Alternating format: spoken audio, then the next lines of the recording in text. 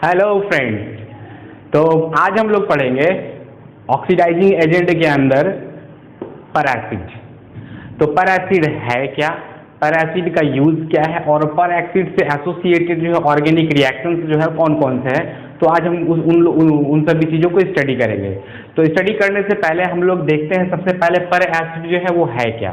तो चलिए देखते हैं। Peracids are oxidized product of normal carboxylic acid. Peracid क्या है? ऑक्सीडाइज्ड प्रोडक्ट है किसका? कार्बोक्सिलिक एसिड का। तो हम लोग जानते हैं कि एक कार्बोक्सिलिक एसिड का जो जनरल फॉर्मूला होता है RCOOH। ये क्या है? ये एक कार्बोक्सिलिक एसिड है, नॉर्मल कार्बोक्सिलिक एसिड। तो इसको अगर हम लोग यदि ऑक्सीडाइज्ड किया जाए तो ऑक्सीडाइज्ड करने के बाद हम लोग को क्या मिलेगा? पर एसिड मिलेगा। क्या मिलेगा? पर एसिड। तो ऑक्सीडाइज करने के लिए कोई एक ऑक्सीडाइजिंग एजेंट का जरूरत पड़ेगा। तो ऑक्सीडाइजिंग एजेंट यहाँ पे जो जनरली इस्तेमाल किया जाता है वो है हाइड्रोजन पेरोक्साइड। इसका मतलब ये हुआ कि यदि कार्बोक्सिलिक एसिड को अगर हम लोग ऑक्सीडाइज्ड करेंगे in presence of peroxide means hydrogen peroxide, तो हम लोग को क्या मिलेगा? पर एसिड मिलेगा। ठीक, तो पर एसिड जो होगा इसका जो जनरल फॉर्मूला होगा वो होगा क्या? RCOOH।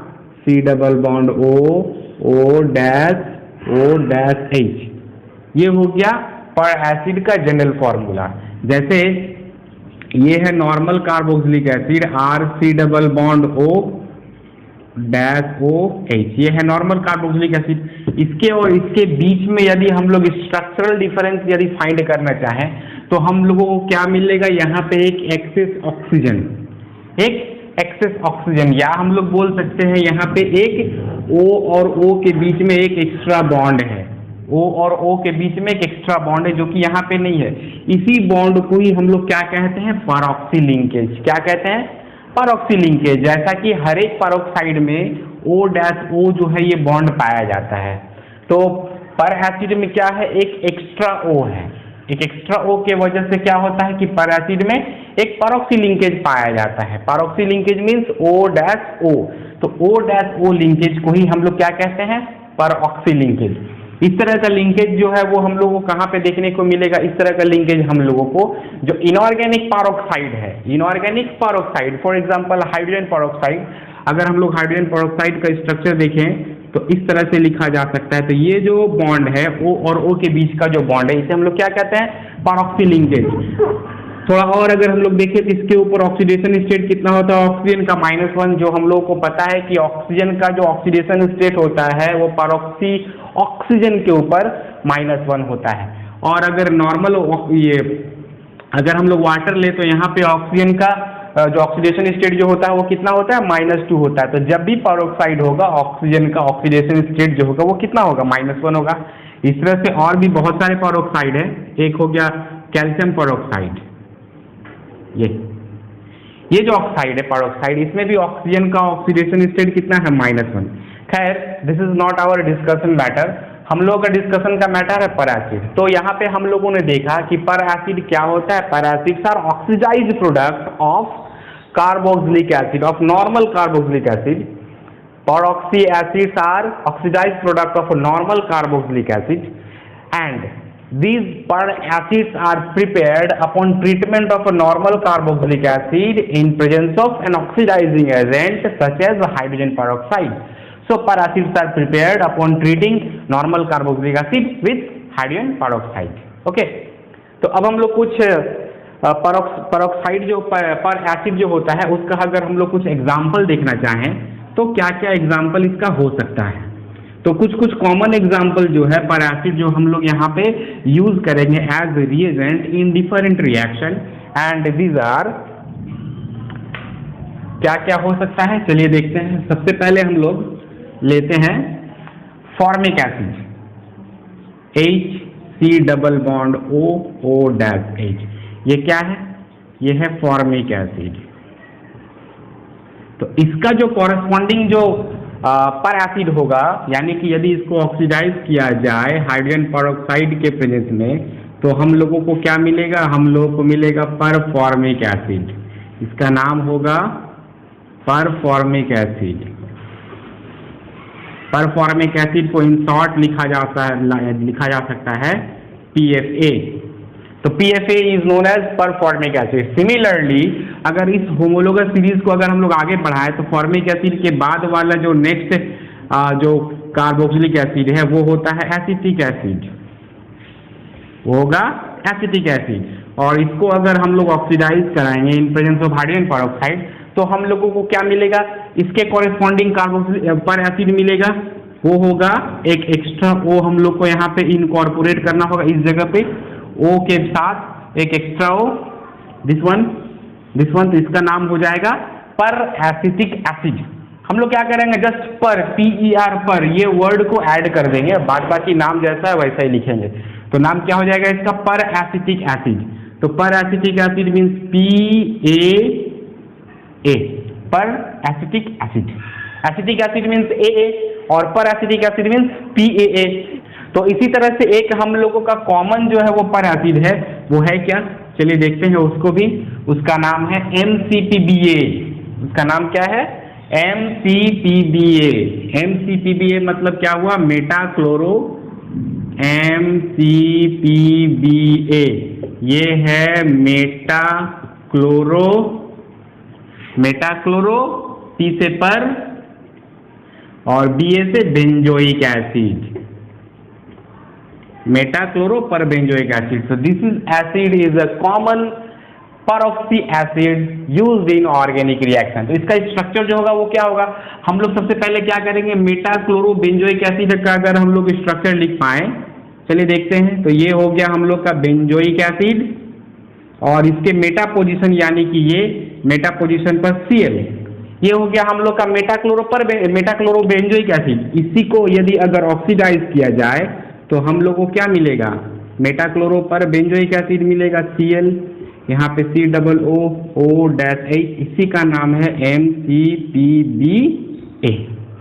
ठीक, तो ये सब जो पर एसिड है, इन पर एसिड्स के पास क्या है, एक एक्स्ट्रा O है। अब ये जो एक्स्ट्रा O है जिसकी वजह से क्या होता है कि जितना सारा पर एसिड्स होता है, they are highly oxidizing in nature, why, because they supplies O। ठीक है, तो किस तरह से उसको भी हम लोग थोड़ा देख लेते हैं।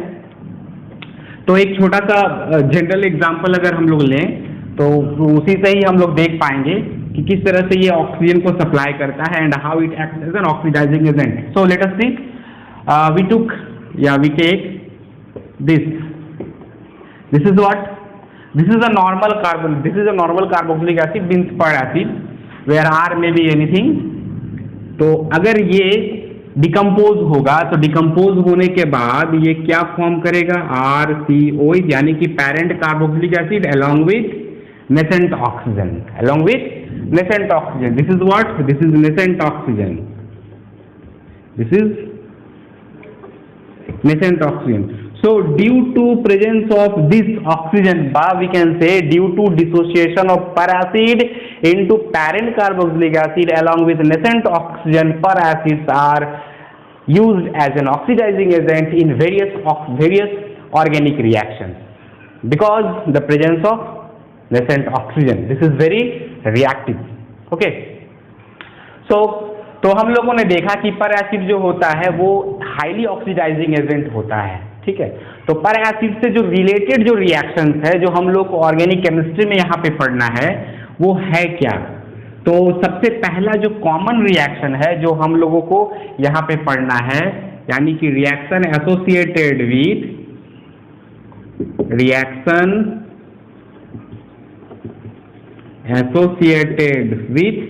पर एसिड। क्या क्या रिएक्शन यहाँ पे हम लोग पढ़ेंगे, तो सबसे पहला नंबर पढ़ेंगे इपॉक्सीडेशन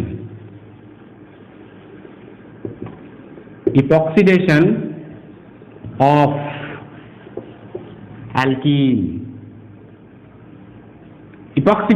एल्कीन, या हम लोग इसको बोल सकते हैं formation of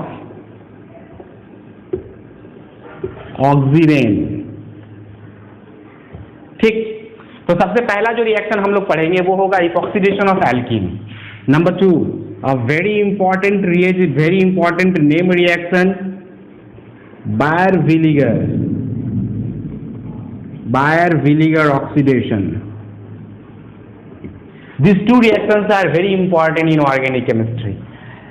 Epoxidation as well as Baeyer-Villiger oxidation. These two are very important.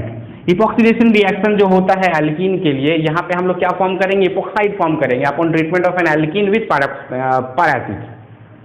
हम लोग डिस्कस करेंगे one by one. Baeyer Villiger oxidation is also very important reaction. ये जो रिएक्शन है ये किसमें मिलेगा हम लोग को? ये एल्डिहाइड या कीटोन में मिलेगा, यानी कि एल्डिहाइड या कीटोन को ईस्टर में कन्वर्ट करने के लिए हम लोग क्या करते हैं? बायर-विलिगर ऑक्सीडेशन का इस्तेमाल करते हैं। तो हम लोग इसको भी डिटेल्स में देखेंगे with mechanism in stereochemistry. Number 3, conversion of aromatic amine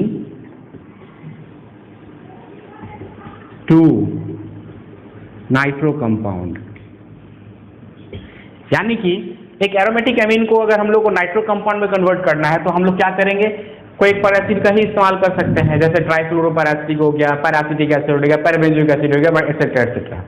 ठीक है, तो ये मेनली हम लोग यहाँ पे 3 रिएक्शन जो है वो हम लोग इसके अंदर ऑक्सीडेशन बाय पैरासिड के अंदर हम लोग ये 3 रिएक्शन को स्टडी करेंगे।